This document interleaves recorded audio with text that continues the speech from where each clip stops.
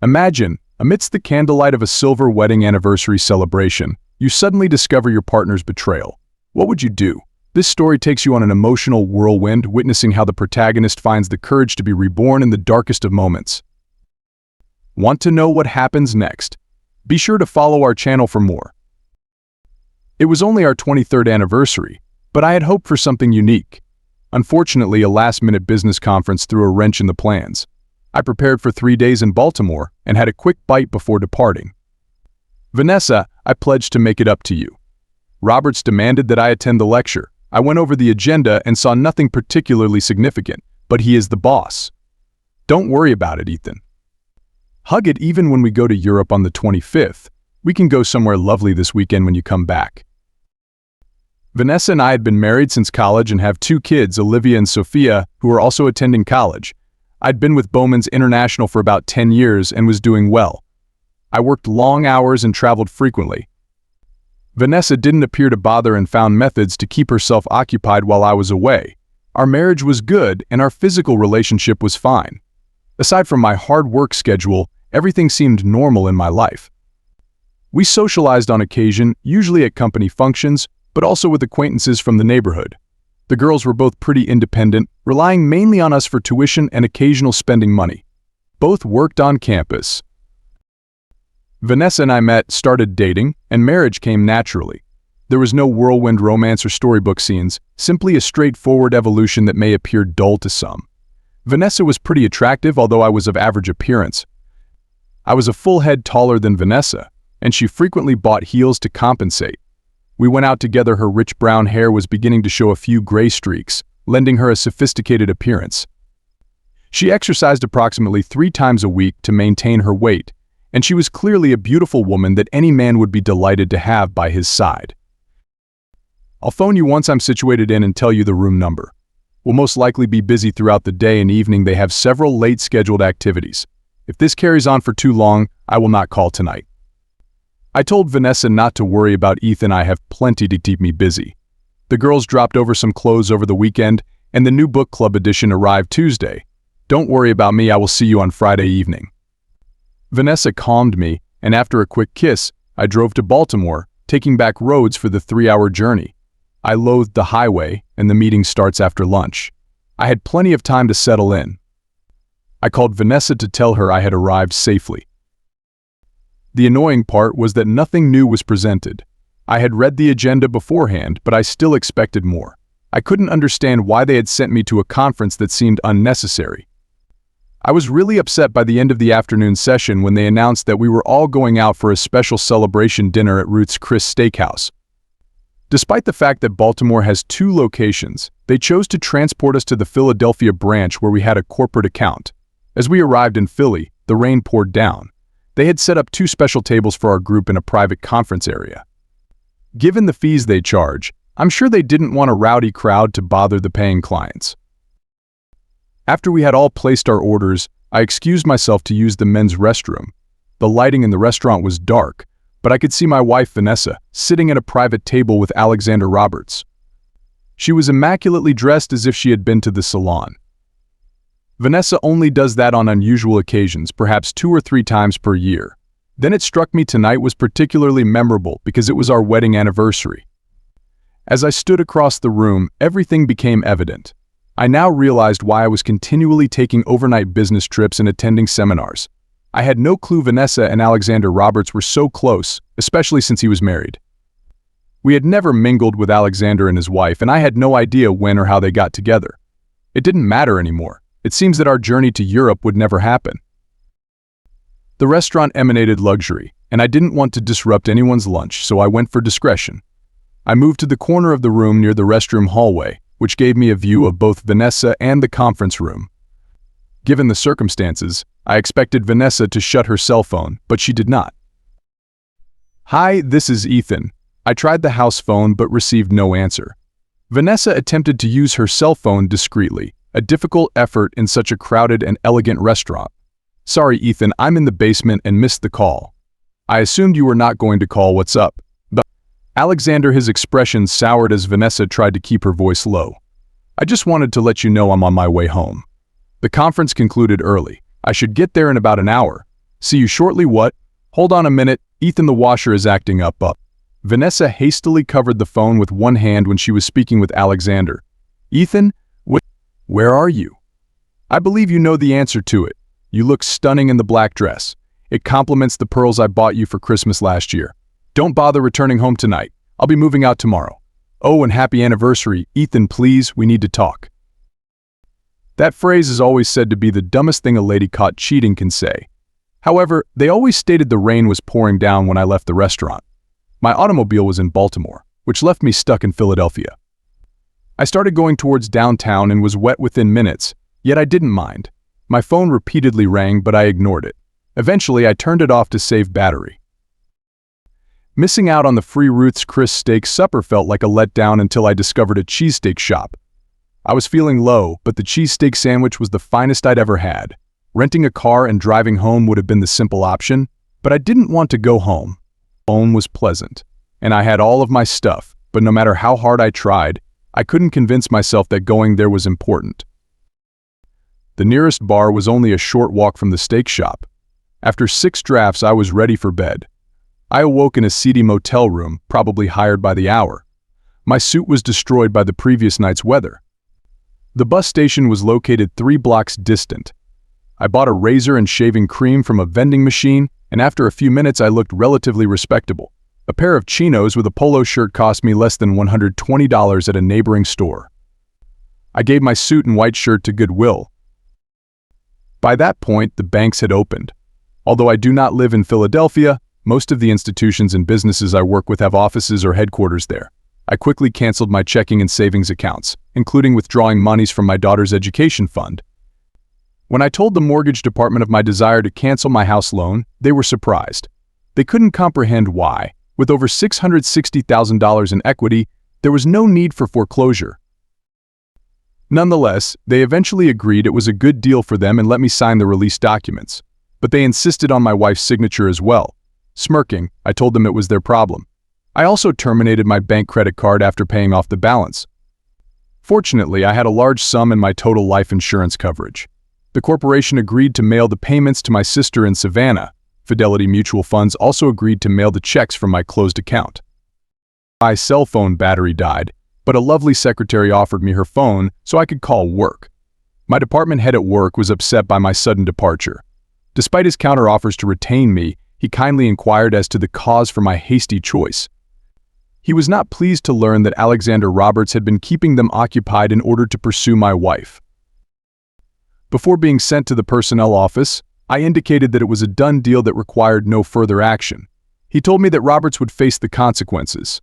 Personnel immediately agreed to issue me my final paychecks, profit sharing, sick leave, and vacation compensation to my sister's address. A friendly clerk even gave me Alexander Roberts' home phone number. I placed 2 more phone calls to cancel 2 more credit cards. An hour later, I boarded the bus for Baltimore. My objective was to get my car and collect the little stuff I'd left in the motel room. The trip from Baltimore to Savannah would last a full day. My sister Emily and I were close, so I decided to tell her about the checks that were going to her residence. I turned on my cell phone to charge it in the car, disregarding the multiple calls that came in at the time. Once situated, I decided to get a new phone number. With long hours on the road, there was plenty of time for thinking. I couldn't understand what drove Vanessa to leave with Alexander Roberts. I wondered if I had any involvement in it, or if I was simply a bystander. It looked like I had failed as a husband in some manner. However, after some reflection, I discovered I no longer felt compelled to assign blame. It was time to let go and go forward. I lamented not having my birth certificate, passport, or car title with me. I'd have to either live without them or figure out how to get them back. Fortunately, I still had my laptop and briefcase. I could make do with the cell phone charger because I wouldn't use it very often. My medical insurance was still valid for 90 days, but I didn't expect any health problems. About 1 hour outside Baltimore, I called Alexander Roberts' wife. Alexander had been let go that morning for reasons that he claimed were unknown. She thanked me for supplying further information and sought punishment for both herself and me. I thought he deserved at least that much. Then I contacted Emily to let her know I was on the way. Welcome, my wandering brother. Emily greeted me from the front porch when I arrived. Your wife called twice to find you but refused to explain why it was essential or why you would be visiting her sister. I guess you'll inform me now, or I'll have to kick your buttocks. The porch had 4 rocking chairs and an ice chest, most likely filled with alcohol. Emily, being older and possibly wiser, took a seat and motioned for me to join her. She said, "Based on your expression, I'm guessing this was not something you expected. I never saw that coming, and I certainly didn't expect it. Your younger brother was hit out of nowhere and may need some calming words." Emily offered me a cool beverage and a compassionate smile, which I accepted. The rockers were deliberately placed so that we could prop our feet up on the porch railing while watching the passing traffic. Emily and her husband Daniel purchased the historic 2-story brick house 20 years ago. Fortunately, Daniel was handy because he had to replace many of the lower structures termites would cause havoc in moist coastal areas. Their investment had paid off, and the mansion was now a part of the Savannah Historic District. "I suspect infidelity," I said. "Am I right?" "Yep, and who is the cheater, Vanessa or Ethan?" "Well, I'm too socially awkward to even meet another woman, so that must have been her," Emily contemplated for a bit. I wasn't trying to be clever, but it was difficult to admit. My wife cheated on me, Ethan. That was unexpected. I never imagined Vanessa would do something like that. How did this happen? I don't know. I don't care. It appears she became engaged with my employer, and he began sending me out of town on business trips so they could be together. It was pure luck that I found out. I had no clue. I did not confront her. I've just departed. Is there any chance you're mistaken? No. She lied to my face about it as it happened. She told me over the phone that she was at home doing laundry, but she was actually seated in a restaurant with him, 30 ft away from me. There was no doubt. Of course, I never caught them in the act, but I'm fairly certain it happened at some point. Is there a hope of reconciliation? It'll never happen. We opened another bottle and sat quietly for approximately 5 minutes. It was the first time I realized what had occurred, and it did not feel good. "Why don't you freshen up before dinner? Daniel will be home in a few minutes. You two can catch up as I cook some shrimp. He does not know anything, so it's up to you if you want to inform him. I will not say anything if you choose. Simply tell him, Emily. It is preferable not to brush things like this under the rug." I spent 2 days with Emily and Daniel. They have 2 boys who were both married and living independently. Daniel had gained a few pounds and had a bunch of excess clothes he wanted to give away. I eagerly accepted them because I needed some. But Emily promised to hold any checks or other mail that arrived for me until I provided a forwarding address. I wasn't sure where I was going next. Vanessa called the next day, but Emily said she had not seen me. I requested that Emily phone my daughters at college after I departed and explain the situation as best she could. It was vital to me that they knew their tuition would be covered. I wasn't prepared to face it myself. Before leaving town, I obtained a new cell phone number and purchased 2 pairs of comfortable sneakers. I avoided the freeway by taking the ancient Route 301 south instead. The best thing about being in the region was being able to eat Crystal for lunch and Waffle House for breakfast. What else could a man want? I slept in my car the first night, parked between 2 massive RVs in a Walmart parking lot. Aside from the sliders, one of Crystal's advantages is free Wi-Fi. I didn't have a pressing need for the internet, but it was nice to know it was available if I did. As I drove along the street near Ethan's River in Patka, a stroke of luck improved my day. It was mid-morning when I stopped at a little petrol station dock and restaurant for a recharge. The location was a little derelict, about 100 yards off the main road but visible from the bridge over the river. Its gravel parking lot and dilapidated pier, which appeared to have once been a lively marina, attested to its past. The 2-story restaurant, half on the pier and half on land, had not received a fresh coat of paint in at least a decade. Across the street, 3 elderly mobile homes matched the restaurant's worn-out appearance. The gas station seemed to be geared for boaters traversing the waterway, as suggested by the sign in front Sad Seafood House. It brought back recollections of my high school days working at Captain D's, causing me to feel nostalgic as I carefully navigated my way down to the river. I couldn't help but observe that the site needed some TLC. 2 teenage boys sat calmly on the dock, looking out into the lake. Meanwhile, loud shouts came from the back of the restaurant, 1 male, 1 female. The lads seemed to be seeking safety from whatever was going on inside. "There seems to be quite a ruckus in there," I remarked, seeking to start up a nice conversation without entering. Both guys looked up at me, the oldest one with a little smile. Lucas arrived at work drunk again. He stated his mom was considering firing him, but he was the only cook she could find. If he's gone, she'll have to close up shop. She cannot cook and wait tables simultaneously. "I guess you guys help out around here because the restaurant sells beer?" I asked. "Samuel and I are not permitted to work in the dining room until we turn 18, according to state legislation," one of them replied. "We can help out in the kitchen, but it doesn't help Mom much." Lucas staggered out the back door of the kitchen, clearly inebriated as evidenced by his futile attempts to stand up. "Don't even consider coming back, you bastard," a female voice shouted. That was my first contact with Megan Fields, a Cajun woman stranded in Florida. She stood at the kitchen door, rage burning in her eyes. Lucas was fortunate that she had nothing in her hands, otherwise she might have thrown it at him. Megan was nearly 6 feet tall and all muscle. Her uniform did not flatter her, and she was clearly not well endowed. I usually don't notice a woman's chest, but the absence in this case was noticeable. I chided myself for my lack of tact and attempted to brush the immature fat aside. She had shoulder-length auburn hair and strong cheekbones that complemented her dark brown eyes. Her lack of cosmetics made her appear less feminine. She was a stern woman who had clearly experienced a difficult life.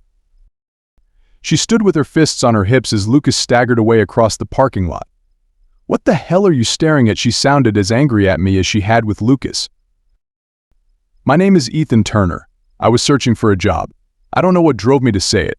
I wasn't seeking work, but it seemed like the appropriate thing to say at the time."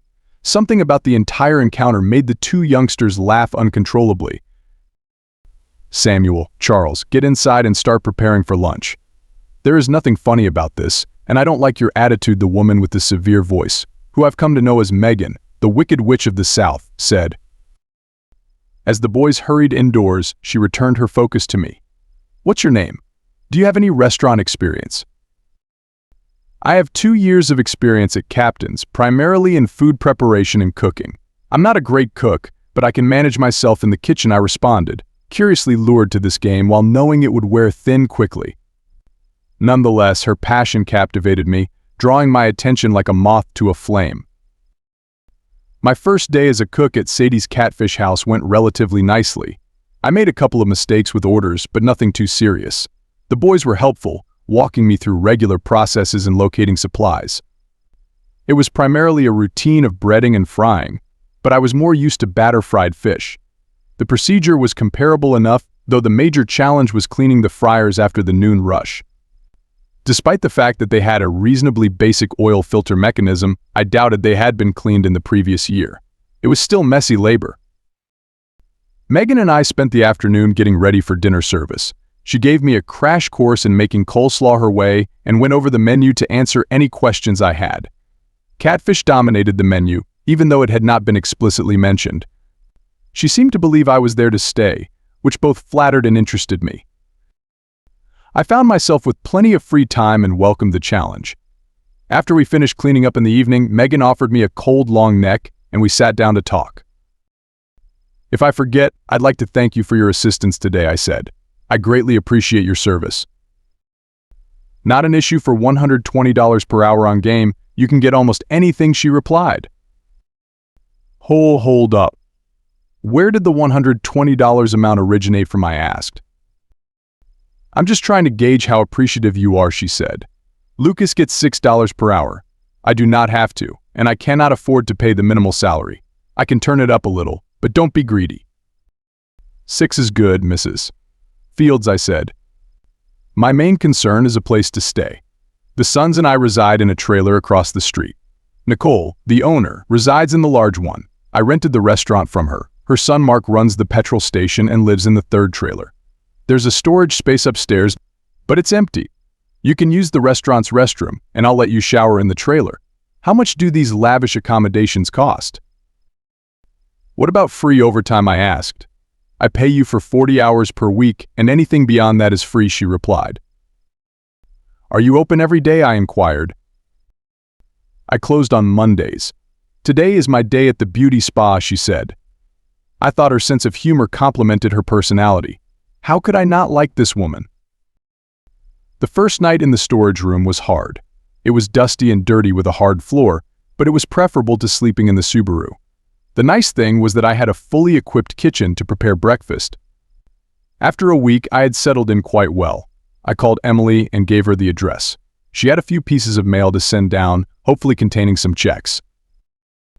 On the first Monday, I went into PACA and opened a bank account and a safety deposit box. It was a relief to finally get rid of all the cash I had been carrying around. I took the boys with me and purchased some used furniture. They enjoyed lending a helping hand, and I appreciated their company. Showering in Megan's trailer felt awkward for me. I felt as though I was imposing on her, so with some PVC pipe and a little time, I set up an outdoor shower behind the restaurant. It looked like a cabana setup and worked well as long as the weather wasn't too cold. The boys helped set it up and tested it first.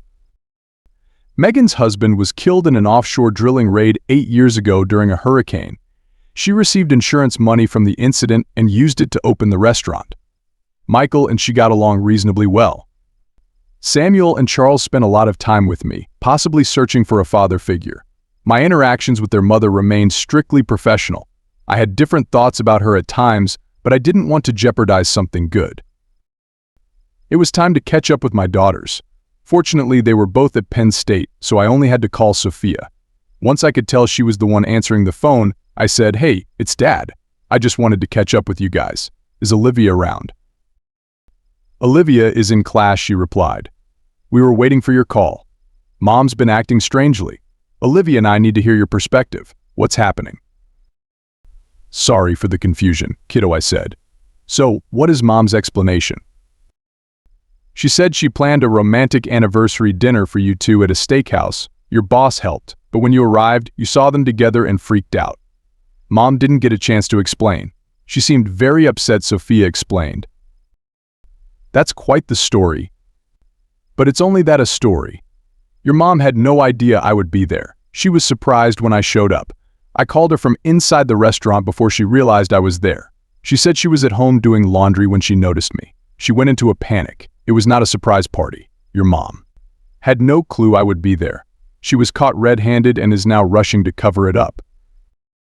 "That sounds more plausible," Sophia said. "What do you want us to do, and why are you phoning from Savannah?" "I'm not really in Savannah. I just got the phone there. Try not to be too harsh on your mother, but see if you can get her to come clean." "I get it. Anything else? If you're heading home for Thanksgiving, please collect my passport, birth certificate, and Subaru title from the den and send them to Aunt Emily's. She will deliver them to me. And whatever you do, don't give Mom my cell phone number. I do not want to have to modify it again." "Sorry for everything," Dad, Sophia said. "If you require any assistance, Olivia and I are available to help. Thanks. Oh, and by the way, I received all of your tuition money, so don't worry about it."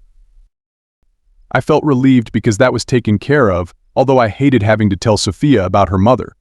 I was confident she would trust what I said. Vanessa's answer was intriguing given the circumstances, but it would not stand up.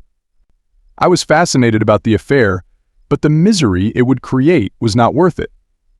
Things were running smoothly at the Catfish house. I received Emily's checks as well as the documentation the girls sent down. When my salary expired, I would shortly receive fresh Florida automobile tags. I put my restaurant paychecks into my bank account, but the rest remained in the safety deposit box with the poor interest rates. It seemed safer there, and I didn't feel as though I was missing out on anything. I ate at work all week, so Mondays provided an opportunity for something different. The lab ads were always up for it, and Megan easily joined in. It was my treat, and while neither of us said it, it felt like a date. We preferred Chinese buffets, although sushi was also becoming popular. I didn't mind if we sometimes dragged a lot. Megan had calmed down tremendously. I hadn't seen her ugly side since the first day. Occasionally, I caught her glancing at me while we worked, but she quickly glanced away. I was still married, but Megan was beginning to capture my attention. The restaurant had a consistent flow of guests, but its earnings barely met expenses. I lived on a low budget, and Megan's cash went directly to the bank, leaving me with low living expenses. I only splurged on 1 tank of petrol per month and our Monday night adventures with Samuel, Charles, and Megan, who had become my surrogate family. I'm not sure how or when they became family to me. It seemed to come organically. Nicole, on the other hand, ate lunch at Sadie's every day. Megan graciously provided this, but you could tell she was becoming tired of the menu, despite being only an employee. I kept my observations to myself, quietly recording the preferences of our mostly local customers, who were more interested in the beer than the catfish. Just before Christmas, Olivia called. "Dad, how's everything going?" "All right, I suppose. No complaints. Is tuition due again next month? I just wanted to check in and make sure you were okay over the holidays." "I'm good. You and Sophia will be with your mother, I suppose." "Yeah, but we're not really looking forward to it, especially now that we have the full story. Would you mind filling me in?" "You're not going to like this, but you were correct about everything. Mom and Mr. Roberts have been seeing one another for more than a year. Eventually, she admitted that the connection was gratifying. She does not want a divorce, but she also does not want to sever the relationship with him. She stated that she hoped to retain everything the way it was because it was ideal for her. She began telling us specifics, and Sophia and I had to ask her to stop. Sophia seldom speaks to her mother anymore." "You are accurate. I did not want to hear that. How is her connection with Roberts now?" "There isn't one. He was sacked from his job and blamed her. His wife filed for divorce, and he blamed Mom as well. Last I heard, he relocated to Chicago without asking his mother to accompany him. Mom obtained a job answering phones for an insurance firm. She ran out of money fast after you departed and couldn't even pay her power bills. She's barely scraping by now, but I believe she's selling off her jewelry and belongings. The bank told her that if she signed her release, she would no longer have to make mortgage payments. I suspect she'll try to sell it instead. I'll mail you a power of attorney document so your mother can sell her house more quickly. You can gift it to her when you return home for Christmas. She will probably enjoy it." She was wondering why you had not filed for divorce yet. I am not going to. When she's ready, she must do it. I have no money, no employment, and am living on what I took from the bank when I fled. It will run out pretty quickly. I saw no reason to tell my girls or wife that I had a big hoard in a Patka bank waiting for my day of liberation. My wife had never expressed an interest in our finances, and unless she hired an excellent lawyer, she would never know. I assumed she would go with the lowest lawyer she could find. I'll inform her when we go downstairs, Olivia.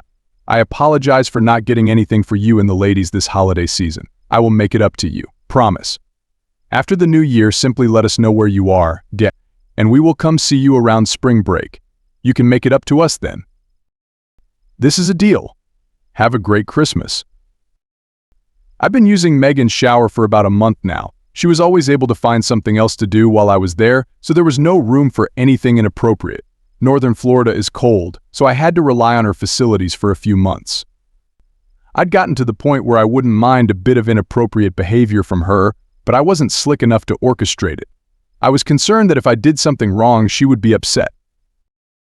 Typically, when I showered, the boys were at school. Feeling awful about not gifting my daughters anything for Christmas, I felt more worse after getting the boys new Game Boys and Megan a turquoise concho belt. She always wore blouses out, and I couldn't help but wonder how she might look with the correct accessories. We closed the Catfish house early on Christmas Eve and swapped presents. Megan and the lads got me a GPS for my Subaru. We indulged on boiling shrimp and entire cronuts. It was fun for a time, but the boys preferred to play with their new toys. Megan told them to go home and not wait. Charles threw me a wink and a thumbs up as they went. It appeared like it would be a pleasant holiday. Megan and I talked for approximately an hour. Despite the fact that I was still married, we avoided discussing our past wives. Megan did not appear to mind that I was terribly slow to learn. She finally took my hand and guided me upstairs. We both had months of pent-up frustration poised to blow. It became a race to remove our clothing. Megan had the figure of a female weightlifter with well-defined abs resembling those seen in Bowflex advertisements rather than soft breasts. She had firm, lovely globes that showed no signs of sagging despite having 2 children. My obsession with her lack of adequate chest decoration was unjustified. She was incredibly lovely. We had a great time together, enjoying one another's company and getting to know one another. After a few minutes of cuddling under the cover, she peered up and said, "Merry Christmas, Ethan Turner." Megan sprang out of bed as she heard the boys below and started getting dressed. When I got downstairs, the lads were already eating breakfast. Charles gave me a wide grin and another thumbs up, but Samuel appeared unconcerned. I ate with the boys while their mother went home to shower. At that moment, I had a dreadful thought about birth control. After that night, spending time with Megan became a recurring event. She rarely stayed overnight, but it was pleasant when she did. I believe Charles presented the truths of life to Samuel shortly after the holidays, and both lads appeared satisfied with the arrangement. After the new year, Kristen forwarded divorce paperwork. Vanessa included a short message thanking me for the power of attorney and notifying me that she had made an offer on the house. The divorce process was simple and straightforward. I was liable for the girls' school tuition, but that was it. I signed the documents and sent them back to Vanessa's lawyer. I understood I'd betrayed my whereabouts, but I didn't care. Megan approached me about updating the restaurant menu, allowing me complete freedom to make adjustments as I thought suitable. Though I was originally apprehensive to undertake such a responsibility, I appreciated her trust in me.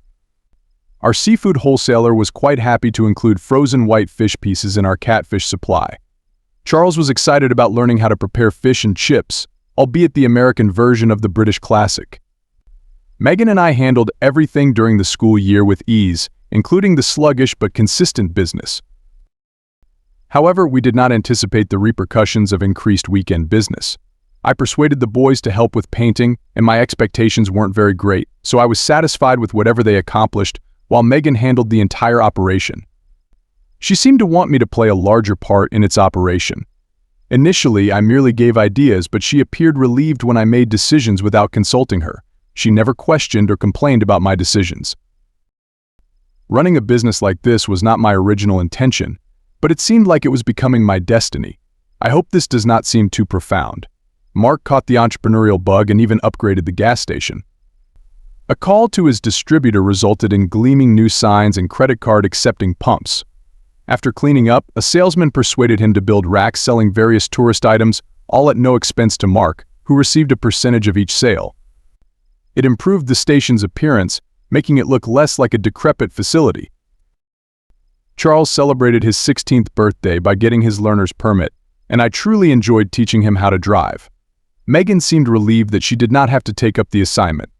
Samuel would have his turn in 2 years. One day, a decent old boy from Moss Bluff arrived in a pickup truck with a freezer full of gator tail meat. He spent at least 30 minutes convincing me of the nutritional benefits of eating reptiles. Despite the fact that he was well-versed in the subject, he was a lousy salesperson. I attempted to display attention so as not to offend his feelings. He also had some frozen turtle in the vehicle, and I got the impression he was under pressure.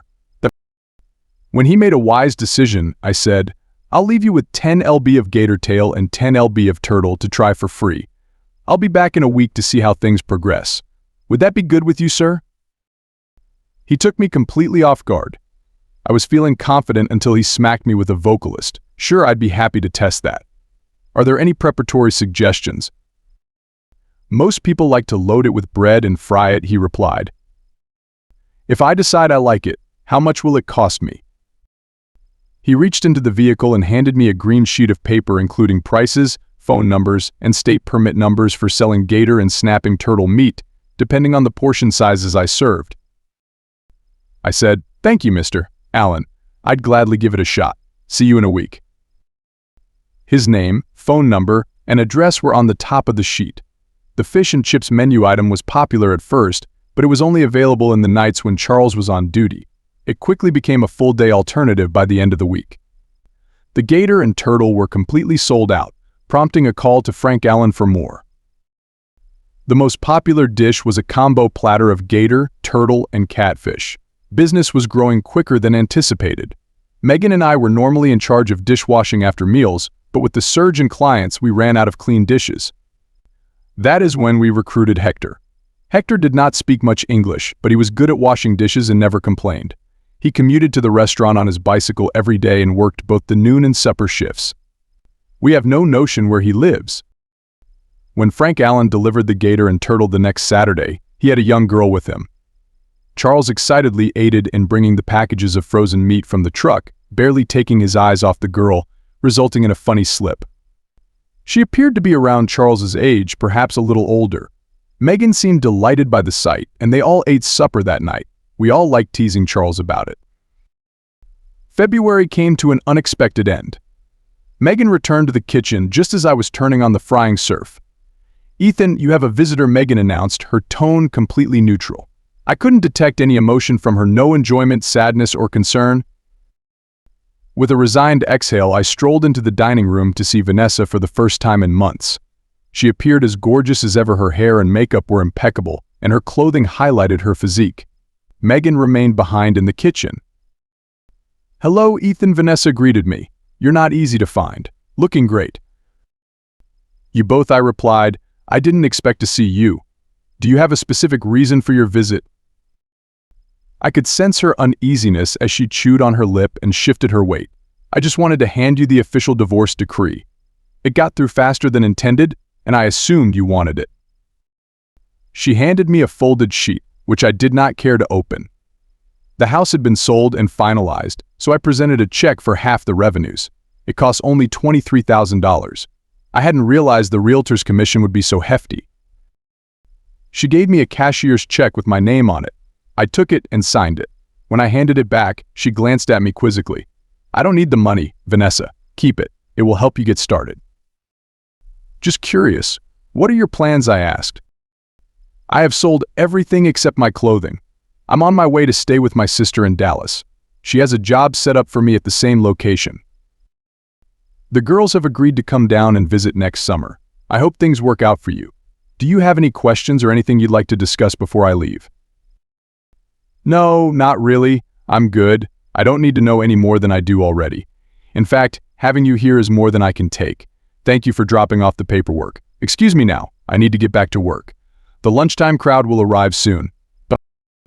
I turned and entered the kitchen without looking back. I tried not to be unpleasant, but I didn't want to remain with her any longer than necessary. Many people will call me cold, but I don't care. There is nothing I could do to her that would compensate for what she did to me. Megan was standing in the kitchen, looking out at the river. She still had no expression on her face. I moved to the end of the room and peered out over the parking lot. Vanessa had just gotten into her car and was in the driver's seat, crying. A minute later, she was gone, and I'd never see her again. "I apologize, Megan. I had no idea she'd show up here. I am not even sure how she found me." "I understand that. It is not my place, but what did she want?" "She provided me a copy of the final divorce decree. She's free now, and you're not as fortunate. I've gotten myself tied up again, this time with a beautiful Cajun queen. The first believe I'm simply a sucker for remarkable women." "I don't notice any rings on your fingers. How about tomorrow?" I finally received a response. Megan smiled broadly as she put her arms around my neck. After several minutes of passionate kissing, she drew back and gazed at me. "Do you recall our Christmas Eve together?" "Of course, how can I ever forget?" "Well, congratulations. You're going to become a parent." We married the next day, and I moved out of the storage. The guys were equally thrilled as I was. Nichols's visits to the Erie halted. Megan began bringing small sandwiches or soup to her trailer following the rush. One day, Mark sat down with Megan and me and told us that Nicole needed to relocate to an assisted living facility in order to finance it. She had to sell the marina complex, even if it wasn't really a marina anymore. Nicole was still sharp and clear-headed. I didn't talk about it with Megan, but I started gossiping with Nicole. It took the majority of my resources, but I purchased the entire enterprise, including trailers. The sole requirement was that Mark continue to operate the petrol station and boat slips. I offered him a wage and free lodging in his trailer, which worked out nicely for both of us because the station was lucrative. I updated the kitchen to include a dishwasher, which pleased Hector greatly. We also hired a waitress to help Megan, expecting to have her trained before Megan's due date. The waitress, a single mother with 2 children, was ecstatic when we offered her the empty trailer at a reasonable price. As the year progressed, the marina outperformed our expectations. Business grew, and we introduced boat-run shrimp and peel and eat platters for our female customers. By the end of the summer, we had a dozen full-time boats in the new slips with a waitlist for any remaining vacancies. Money was not an issue. I felt satisfied and joyful. Charles has a constant friendship with Tracy, Frank Allen's daughter. He spent every chance he had in the wilderness. Samuel began working with Mark and even asked his mother if he might take over the petrol store once Mark retired. We hadn't realized Mark was thinking about retiring, and it seemed a few years away. Charles indicated a desire to stay at the restaurant after spending a few days with their mother. Olivia and Sophia arrived to assist us out for the rest of the summer. They found living in the storeroom interesting and made no mention of their mother. Megan got along well with my daughters. They claimed that a baby's gender is determined by the father's genes. Megan had a baby girl in September, and we called her Nicole. When our first wedding anniversary arrived, Megan asked where I wanted to celebrate. I said, "Anywhere but a steakhouse here." As another one looked me in the eyes, she hugged me firmly, pushed me down onto the bed, and murmured into my ears. He had some thick red hairs in his armpit, and I couldn't help but examine closer. "I wish you had those on, baby. My name is James." I married my wife Jessica roughly 17 years ago after dating for over 2 years. Jessica was a sales representative for a stock exchange and financial organization, and I was a business consultant. We were completely in love with each other and had everything the mind could want. Jessica and I had very successful professions and quickly ascended through the ranks. She rose to the position of director of sales, working with high-profile clientele from all around the United States on stocks and shares. She was cheerful and sociable with a sharp sense of humor and a humble demeanor. She gets along well with everyone she meets and treats them with the respect they deserve. I became a thought leader in my profession, consulting with top corporate leaders and industry captains both domestically and internationally. My wife and I had a joint investment account, so we made investments in residential real estate, offices, hospitality, and multifamily buildings. It was fantastic. We journeyed throughout the world, and after 2 years of hard work, we finally welcomed our daughter Amy, who was our only child. Amy was a daughter with whom we shared laughter, dreams, and unconditional love. Without hesitation, I can declare that she was merely a small girl who grew up to become our best friend. Amy, in particular, made me giggle with her very funny perspective on the world. We gave her the finest care we could as parents, emotionally, psychologically, and academically.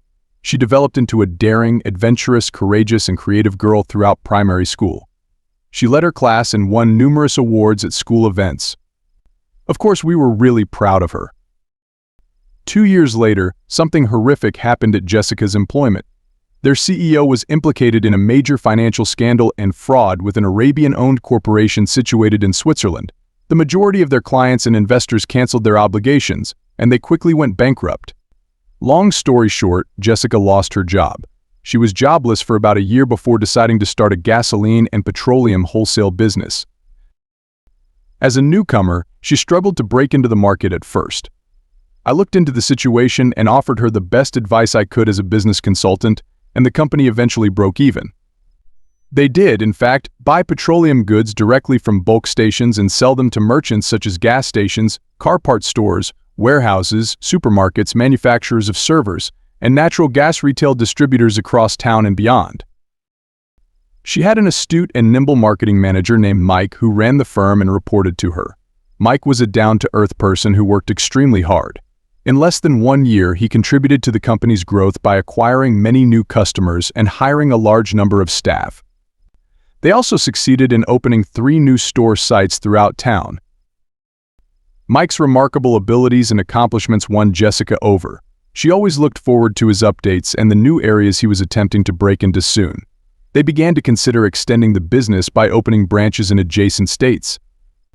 Mike was up for the assignment, and in less than 2 years they had opened 10 branches in 7 states, and the firm continued to grow.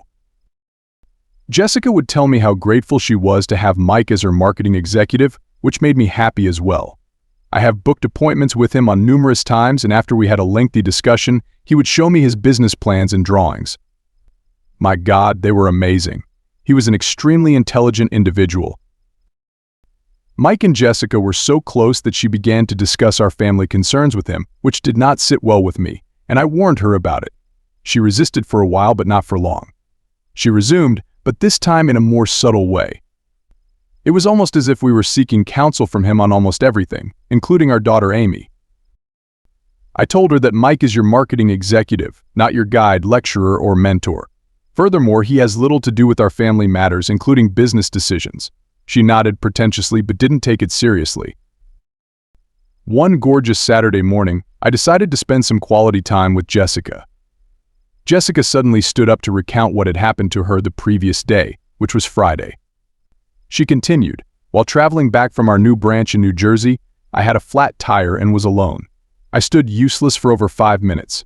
Thank heavens Mike happened to be driving by, and he was on his way to New Jersey to drop off photocopies of the Memorandum of Association and Articles of Association at the branch. He pulled over, promptly removed his white shirt, leaving only his singlet, and helped me change the tire." Wow. It was very nice of him, I remarked in respect and thankfulness. Looking me in the eyes, she hugged me fiercely, pushed me down to the bed, and spoke sexily into my ears.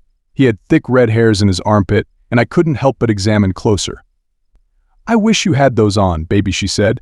Then she attempted to kiss my well-shaved and clean armpits, but I was tickled and couldn't take it. Thinking over what she said and suggesting, I told her that I would do my best. I've tried letting my armpit hairs grow, but I couldn't stand the discomfort and itching. It wasn't just my style. I couldn't understand how Jessica could find something so romantic. It seems odd to me. I honestly told Jessica that I was against the idea of letting my armpit hair grow. She smiled at me disappointed and said it's all right. I accepted that at face value and assumed I should continue with my typical well-shaved and clean armpits. But I noticed she rarely came to bed with me after that, so I approached her about it and told her straight on how Mike had managed to steal her heart. She flatly denied my charges and became enraged with me for saying so.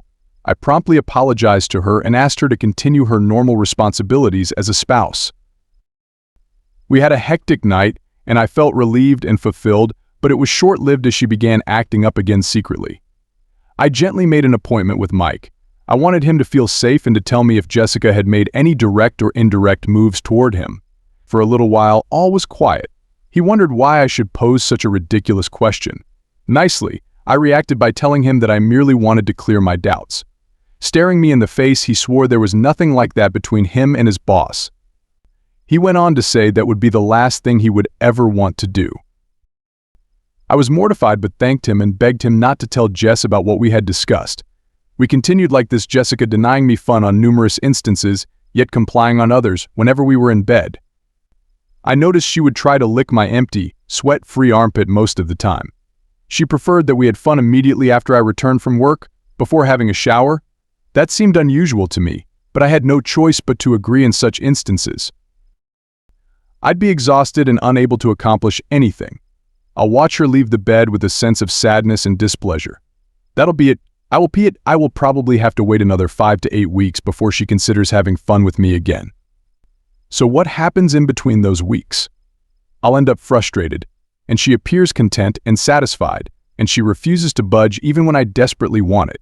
She would suggest me to take a cold shower or drink some coffee. I would helplessly watch her dress or undress when I try to acquire access, and she vehemently opposes it.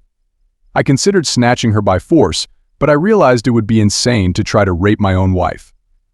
I asked myself aloud, how did we get here suddenly? I repeated the entire scenario in my thoughts. Jessica and I have enjoyed an easy journey since we married until we had our kid. We got along well, even when she lost her job and launched her own business. It was when Mike entered the show I started having these squabbles with her, especially when she mentioned how he has armpit hair and told me to grow mine. How could having or not having armpit hair ruin a fine marriage like ours? I wondered, could this be the only reason she started acting up and avoiding me in bed? Could it be that she has a penchant for armpits with sweaty and stinky hair? Maybe she'll find just that in Mike and stop worrying about me. I thought, but she said there was nothing going on between her and Mike. Mike, on the other hand, repeated this by swearing. I continued to contemplate and ask myself these important questions and serious thoughts. Then I decided to share this with my very good friend Alan. I took the time to explain everything to Alan, and he asked me a few questions. Such as, what are your observations about how she's been using her phone lately? It struck me like lightning she'd been riveted to her phone for a while. She was always busy even when I needed her help with other domestic issues. He went on to ask me about her appearance. That was a no-brainer for me, so I responded nearly before he could finish. She had been dressing seductively and paying close attention to her beauty for quite some time. I responded uncomfortably, admitting to him that I had many times felt tempted to grasp her by force, but I couldn't reconcile the absurdity of raping the wife I married. Finally, he asked me a third question: does she still confide in you as before? Now my answer was a resounding nay. He then suggested me to seek the services of a private investigator. Alan has previously faced a hardship in his marriage when his wife cheated on him with her boss. This private investigator discovered her hidden activity with her boss, and he divorced her and married another woman, so he referred me to him. I scheduled an appointment to see him the next day. He happened to be one of my high school classmates. I was delighted to meet him. I described everything to him, and he disclosed that my case was not fresh in the chain of infidelity investigations they dealt with. They would employ phone surveillance software to track Jessica and Mike as long as they used a mobile phone. He went on to say that even if her phone is constantly password protected, they can snoop using a third-party spy tool such as Emma Spy or other apps. This grants them access to every service on her phone, including her browser history, messenger, call logs, and even social media accounts. The same thing goes for Mike. Fortunately, I had both of their phone numbers with me, which I handed him. He assured me that I could rest and not worry about something so sweet and thoughtful. He decided to do this for free. I thanked him and departed. 2 weeks later, he called and said, "I wouldn't believe what I found out." Excited but slightly worried, I paused my job in the office and dashed to visit him.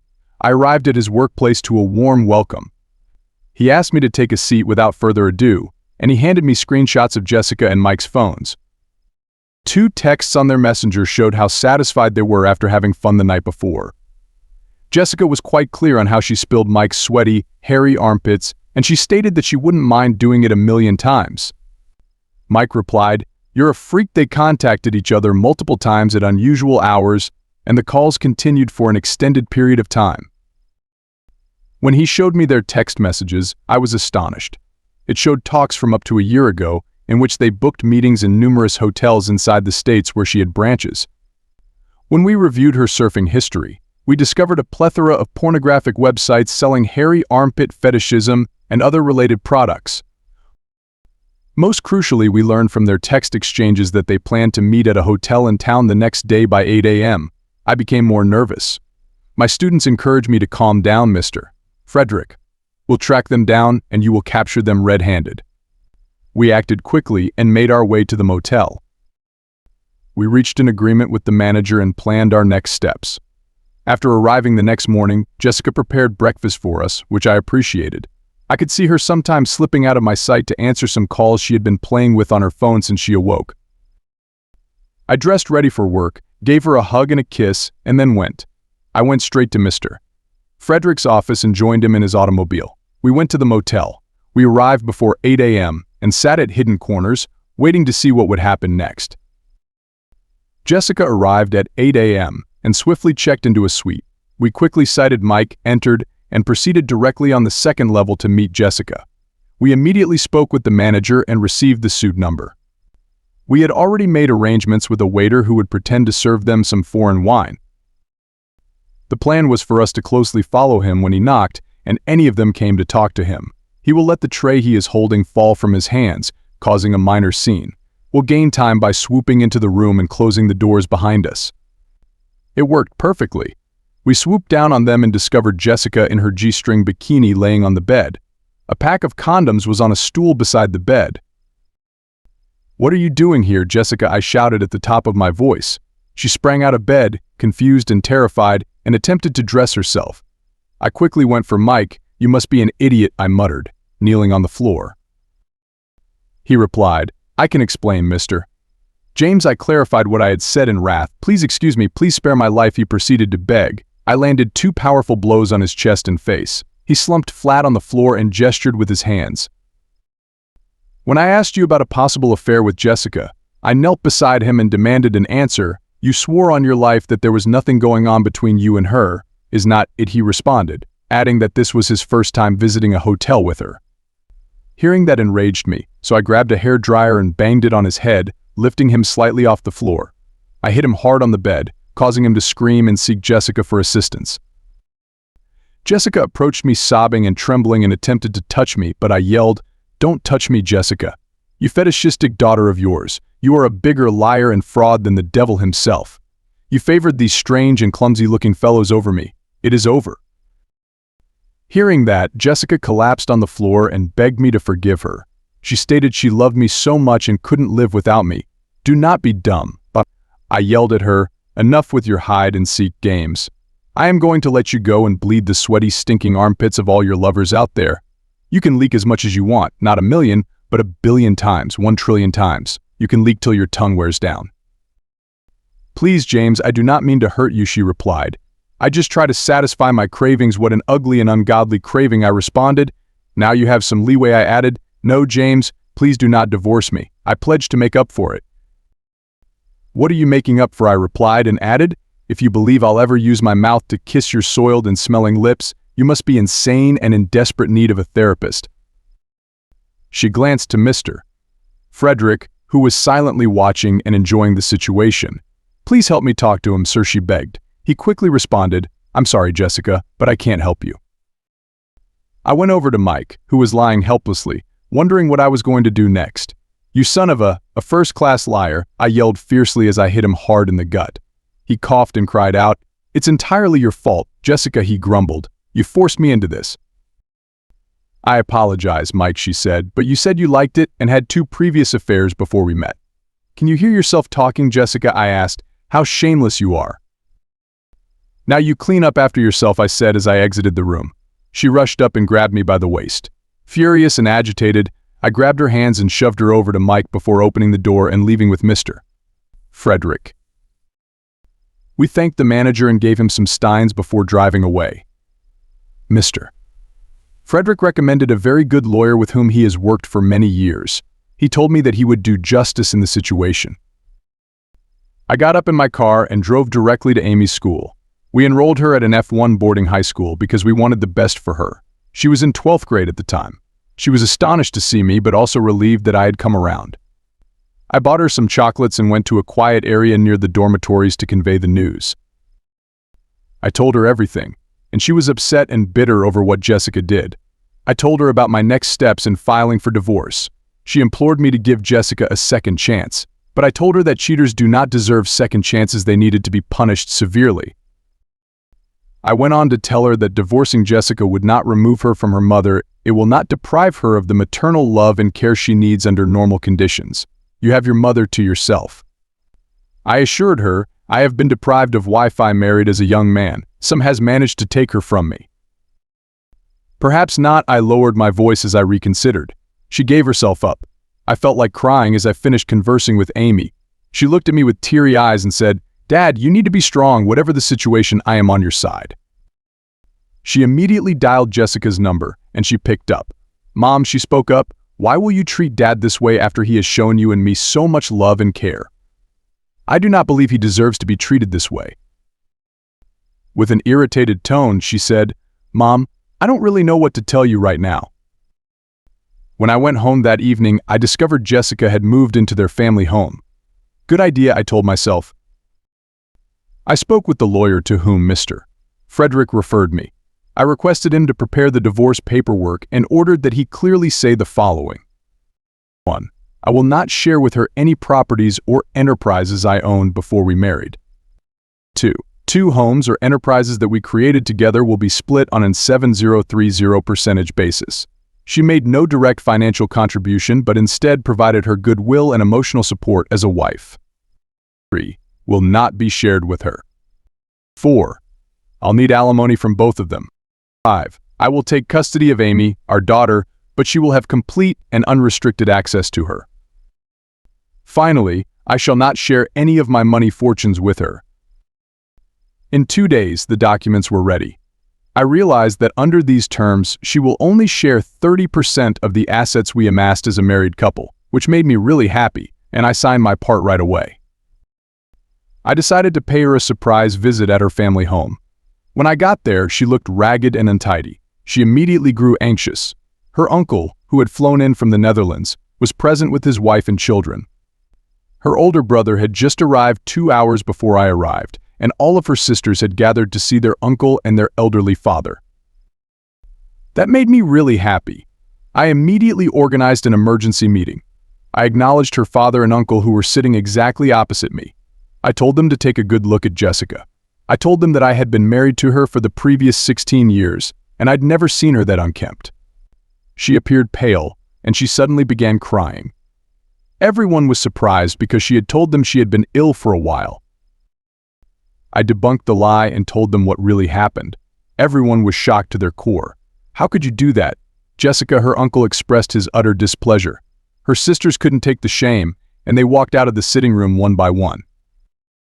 I was eventually left with only Jessica in the sitting room, so I handed her the documents and asked her to sign it while crying profusely in front of no one. She signed the document while crying and chanting, "If Mom were alive." I left and returned home. As events unfolded, she received 30% of everything we owned, including her gasoline and petroleum wholesale business. She and Mike separated, and he relocated to Georgia. He didn't make his payments after the initial 2 months. I reported to the judge, and he was charged with contempt of court. In addition, all of his licenses were revoked because he was unable to make further payments. He ended up working as a dishwasher in a restaurant in Georgia. Jessica eventually sold all of her assets and relocated to North Carolina, where she took a sales position with a small furniture company. She does occasionally visit Amy.